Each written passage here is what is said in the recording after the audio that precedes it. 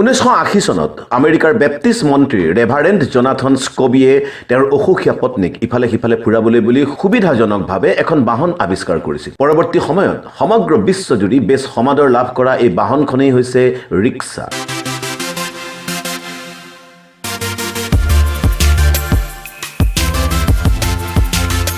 Motor racing, দৌৰ আদিত যিজনে প্ৰথম নিৰ্দিষ্ট দূৰত্ব অতিক্ৰম কৰিব পাৰিব তেওঁকে শ্ৰেষ্ঠ প্ৰতিযোগী হিচাপে ঘোষণা কৰা হয়।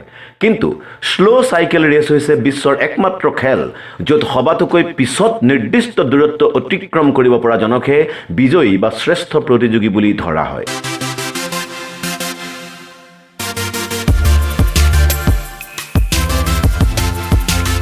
মহাকাশত মেৰামতি কৰা প্ৰথম কৃত্ৰিম উপগ্ৰহটোৰ নাম হৈছে সোলাৰ মেক্স।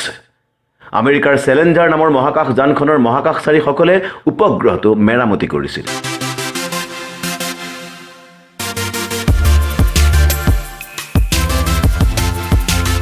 সকলো মানুহে হাঁচি মাৰে।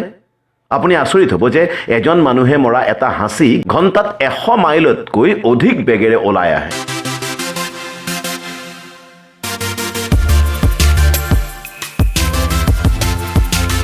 সাধাৰণতে আমি খোৱা অধিকাংশ খাদ্যবস্তু জুইত সেকি বা জুইৰ উত্তাপত কোনো পাত্ৰত সিদ্ধ কৰিলেহে বেছি স্বাদযুক্ত হৈ পৰে। আকৌ শীতৰ দিনত আমি দেহাটো সেকিবলৈ জুইৰ কাষ চাপোঁ।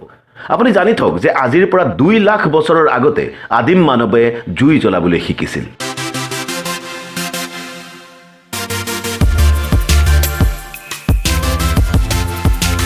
হাঁহিলে আমাৰ প্ৰায় 650 ডাল পেশীৰ ভিতৰত 15 ডালৰহে পৰিশ্ৰম হয়। ইয়াৰ বিপৰীতে কিন্তু কাৰোবাৰ ওপৰত খং বা অভিমান কৰি ভ্ৰু যুগল কোঁচালে পৰিশ্ৰম হয় ন্যূনতম 60 ডাল পেশীৰ। সেয়ে ভ্ৰু কোচোৱাতকৈ হহাটো নিশ্চয় বেয়া নহয়।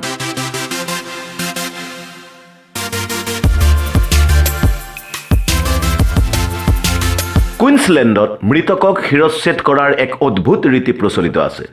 প্ৰচলিত ৰীতি অনুসৰি কোনো এজন লোকৰ মৃত্যু ঘটাৰ পিছত তেওঁ যাতে প্ৰেতাত্মা হৈ কাৰো একো অনিষ্ট সাধন কৰিব নোৱাৰে সেই কথালৈ নজৰ দি সৎকাৰৰ আগে আগে সকলোৱে দেখাকৈ মৃত ব্যক্তিজনৰ শিৰচ্ছেদ কৰি তেওঁৰ মূৰটো জুইত জ্বলাই দিয়া হয় আৰু তাৰ পিছত ইয়াৰ ছাইবোৰ নদীত উটুৱাই দিয়া হয় বা বতাহে উৰুৱাই লৈ যাব পৰা কোনো স্থানত থৈ দিয়া হয়। এই কাৰ্য সম্পন্ন হোৱাৰ পিছতহে মৃতকৰ শৰীৰ বাকি চোৱা সৎকাৰ কৰা হয়।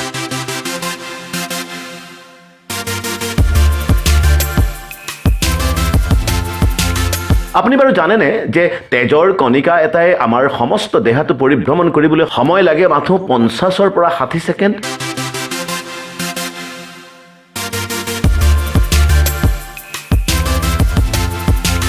বৰ্তমান সময়ত জনসংখ্যা বৃদ্ধি বিশ্বৰ প্ৰায় প্ৰতিখন দেশৰ বাবে অন্যতম গভীৰ চিন্তাৰ কাৰণ হৈ পৰিছে। যি হাৰত পৃথিৱীৰ জনসংখ্যা বাঢ়িছে এনেদৰে বাঢ়ি থাকিলে 3530 চনত পৃথিৱী আৰু মানুহৰ ভৰ প্ৰায় সমান হ'ব।